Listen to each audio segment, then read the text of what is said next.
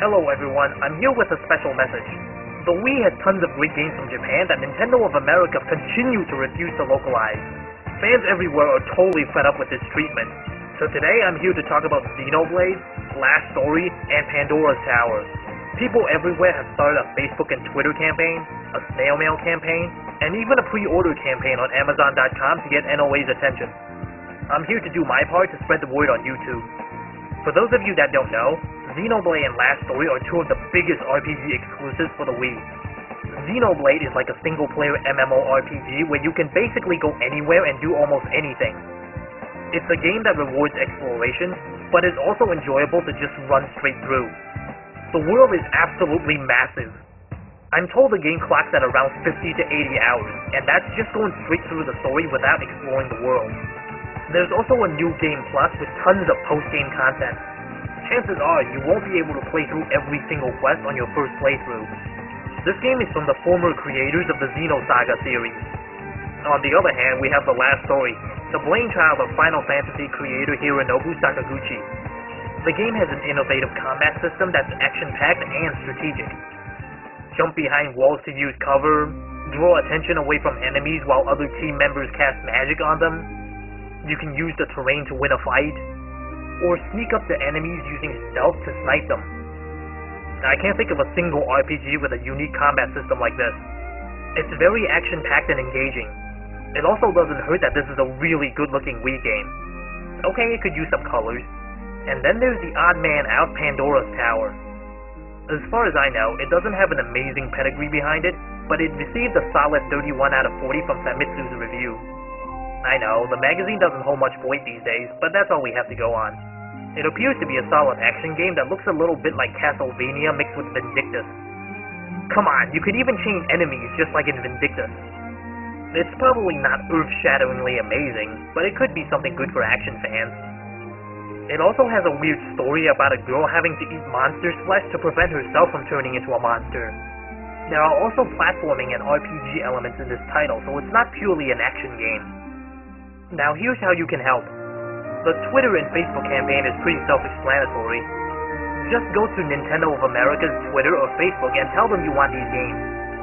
The snail mail campaign is similar to the previous campaign, but it requires more effort. You have to send them a physical letter telling them that you're interested in these games. Oh, but be polite. Sending them a letter will show that you care enough to go the extra mile to write them this letter, so it's not pointless. The mailing address and all other necessary links are in the description box. There's also an Amazon pre-order campaign. This is only available for Xenoblade since it was originally announced at E3 2008 as Monado, Beginning of the World. The game is still under the name Monado on Amazon.com. People can show NOA by voting with their money and pre-ordering Monado. Don't worry, if the game doesn't come out, Amazon won't charge you any money. Please keep this point in mind though. Do not pre-order if you have no intention of following through with buying it. Do not pre-order more than one copy if you're just going to cancel them. This will artificially inflate demand. We don't want to see 200,000 pre-orders only to have the actual sales to be around 20,000 because people who pre-ordered canceled it. That would do more harm than good. Only pre-order if you intend to buy it. As of right now when I'm doing this video, Monado is actually the #1 game on Amazon.com. This does not mean anything, nor is it close to being a success. I'm telling everyone this because we don't want to have our guard down. Just because it's #1 on Amazon means absolutely nothing until the game is released. Lastly, I'm trying to do a little video campaign on YouTube. Make a video, and you can grab tons of footage on YouTube, and name it the Xenoblade, Last Story, and Pandora's Tower campaign. Tell Nintendo of America that you want this game. It could be a video of you talking or dramatic text laid over the game footage. Whatever, just get the word out. We're using every resource we can to get the word out. The advantage on YouTube is that you can get curious onlookers to watch the game footage while you tell them about the campaign that's going on. If they like what they see, it'll add to our strength. If you don't know how to make a video, go ahead and take my video, stick it on your YouTube channel, and spread the word.